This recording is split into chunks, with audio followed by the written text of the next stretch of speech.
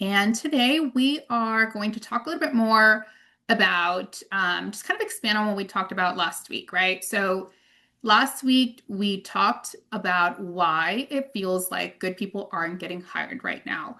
Talked a little bit about the difference between AI and an ATS system, and also how employers are maybe feeling overwhelmed with the candidate pool while candidates are feeling overwhelmed with not hearing back from employers. And honestly, hiring is complicated. So one of the biggest questions that we asked ourselves, and we've had people asking us, it's what can we actually do, right? Because we hear it, we see it, we feel the problem, but what steps can we actually take to change that and to change our situation and to get hired? So I wanted to, talk a little bit about this. And I think the first thing is resume and communicating our value to employers. What do you think? I have to agree because that's usually where things start, right? You have to turn in the resume, your resume has to be noticed. You got to get past like initial submission of it and somebody look at your resume and be like, Mhm. oh, this person would be a good fit. So to me, resumes are a very important part of that puzzle. Not the only part, but definitely a very important part. I know that you have looked at tons of resumes, way more than me, right? So I know what catches my eye on a resume, but I'd love to know what catches your eye as somebody who has looked at thousands and thousands and you help people all the time build their resumes. What are you kind of looking for when you're helping people with their resumes? I think it really depends on the roles that I'm trying to fill, right? Because I think that I've talked to you about this a lot, and I think I've mentioned it a couple times, but I do feel that when you're recruiting, you're kind of matchmaking. I think it's you're trying to find the perfect match for an organization and also for the person. Because I do believe that if you're the right fit, if you're happy where you are, that's where you're going to perform the best. So when I'm looking at a resume, I want to see that you really have the experience that this organization, needs. What I find is that sometimes resumes are very generic. So if from the get-go you don't market yourself well, it's really difficult for me to, especially if it's a three-page resume and it kind of has the same, a lot of times I see, let's say it's an admin, just for an example, filed, data entry, answered emails. It's really difficult for me to understand, okay, what kind of emails did you answer? What kind of, messages did you take? What kind of meetings did you take notes for?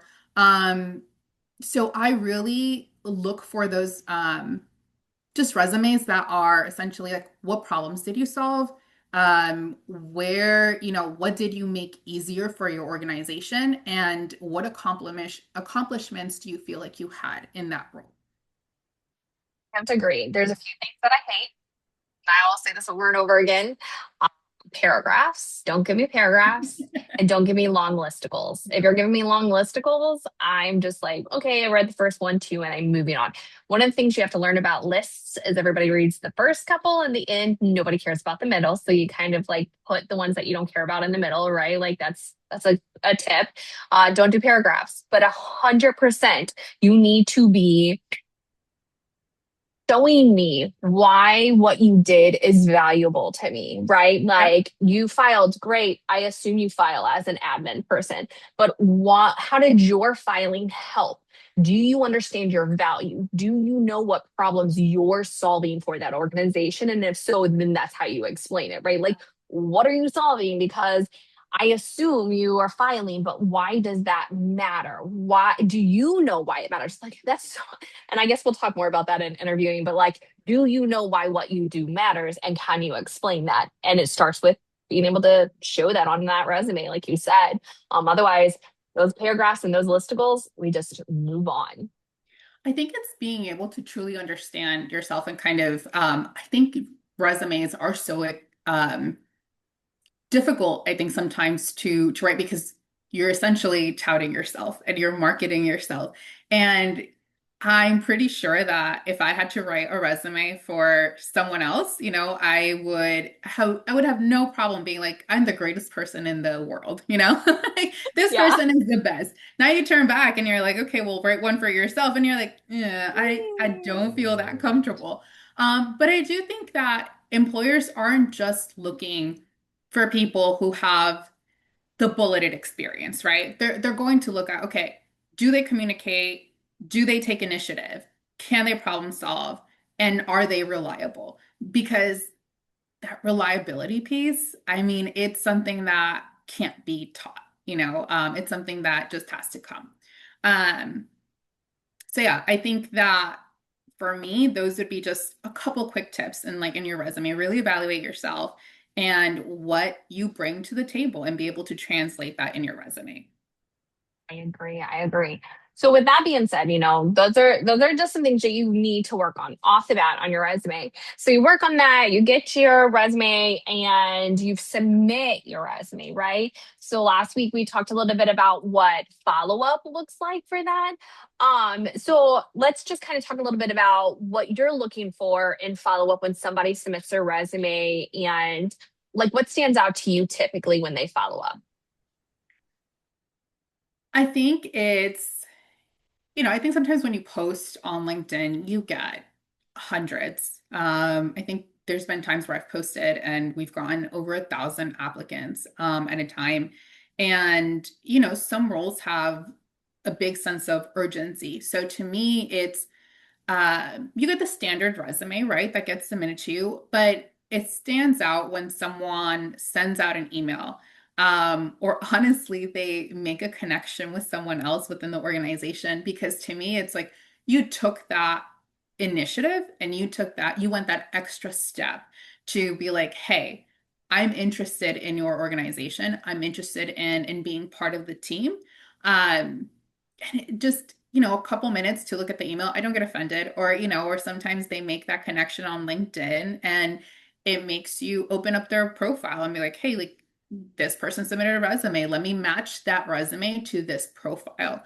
Um, and a lot of times I have, hundreds of resumes sitting in my inbox, but if someone went that extra step to even make a phone call, sometimes I get phone calls like, "Hey, I know you may not have gotten to it yet, but I shot over my resume if you're interested and, looking for someone."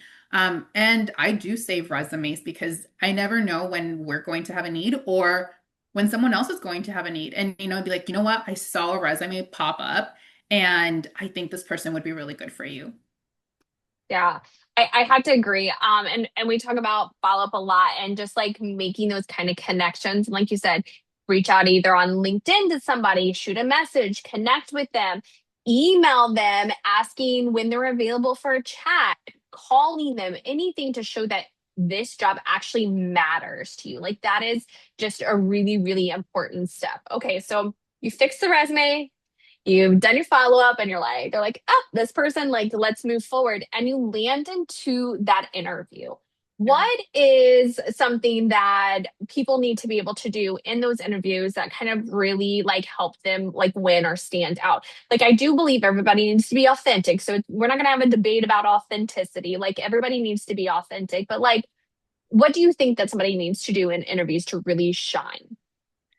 I think that a lot of times people spend time memorizing data points. I think your data points need to be in your resume. And I think what I want to hear is your story. I want to hear the stories about how you solved a problem, how you helped someone, how you learned something new, how you worked through conflict. So really, I want to see also a progression.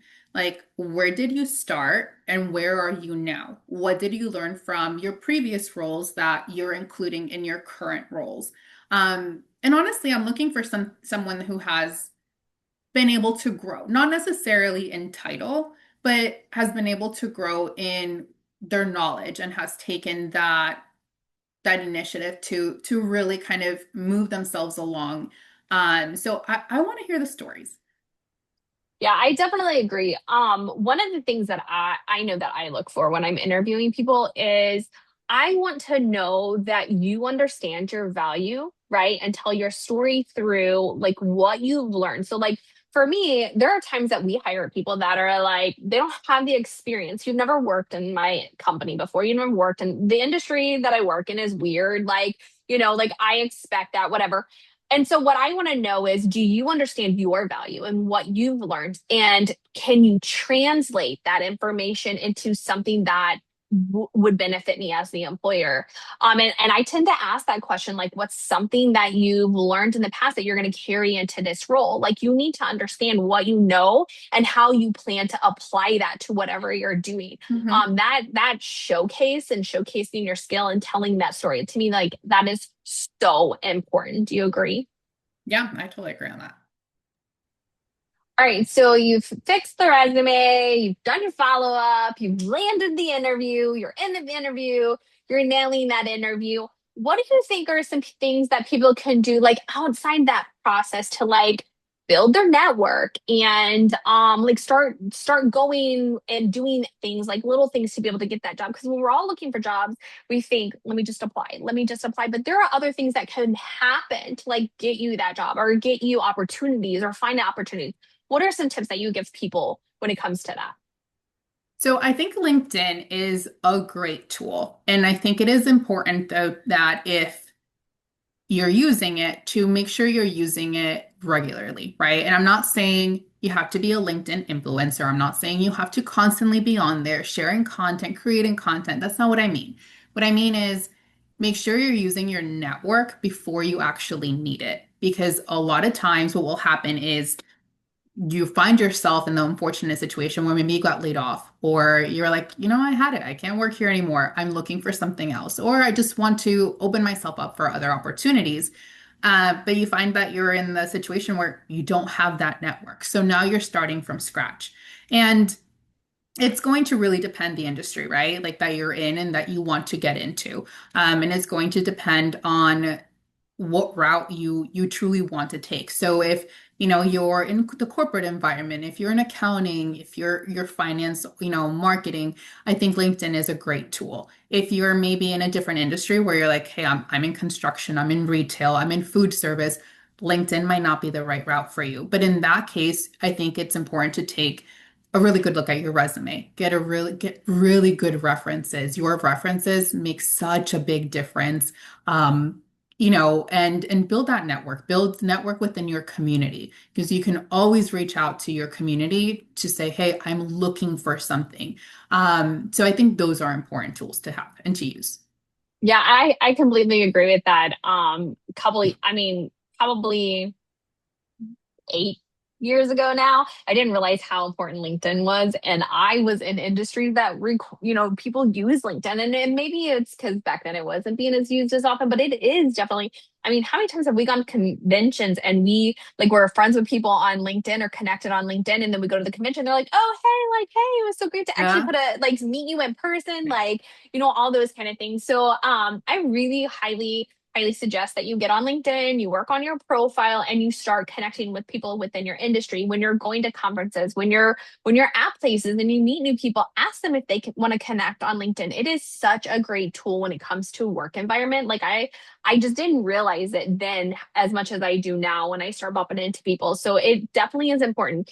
If you're not going to build on LinkedIn, definitely build an in-person network. You need to be networking. You need to be talking to people. You need to get to know people within your industry. So, like you said, at the last minute, you aren't just like, oh, hey, I need something. Like you have people you can talk to and they can make suggestions. They know you. And when they know you, they're more likely to suggest you for a position For or sure. speak out for you, right? So those things are definitely really, really important. So, I mean, there you go. Like these are actual tangible tips that you can take. You can ways to like adjust your resume, right? Ways to do some of that follow up, ways to kind of win in those interviews. And again, be prepared for that job market. Be prepared for your job searching by networking and getting out there talking to people, whether you're doing it on LinkedIn, you're doing it in person, whichever way you feel comfortable, or honestly, a mix of both would be the best. For sure. Those are the things that you need to do to be prepared to go into this market and definitely find the positions that you're looking for, that sort of thing. So, we talked last week about different ways to like understand the market and where it's at and like what's being used within the hiring process. And this gives you some tangibles to like work on to move towards getting hired. So do you have any other last words that you wanted to like say before we hopped off today? No, I think, I think you pretty much recapped everything. And the only thing I can say is with anything, right? It's better to be proactive than reactive. So you want to make sure that you're taking all the steps, not because you're like, hey, I'm jumping ship, I'm going to a different job or I want to change, but I hear it so many times when people are like, I haven't looked at my resume in 10 years. I have no idea what I've done. So it's make a little file for yourself of your skills, your certificates, like your any webinars that you've attended, anything like that, and keep your things up to date. It's your resume really is it's part of your story. It's not all your story, but I think it's really good to maintain it as you're going through life and as you're taking the courses, as you're going to the conferences, all those things, so that you're not scrambling in the last minute if you actually need it. So that would be my main tip, just being proactive in it. I love that for sure. All right, you guys. So that's all we have for today, and we will talk to you guys again next week. Bye. Okay.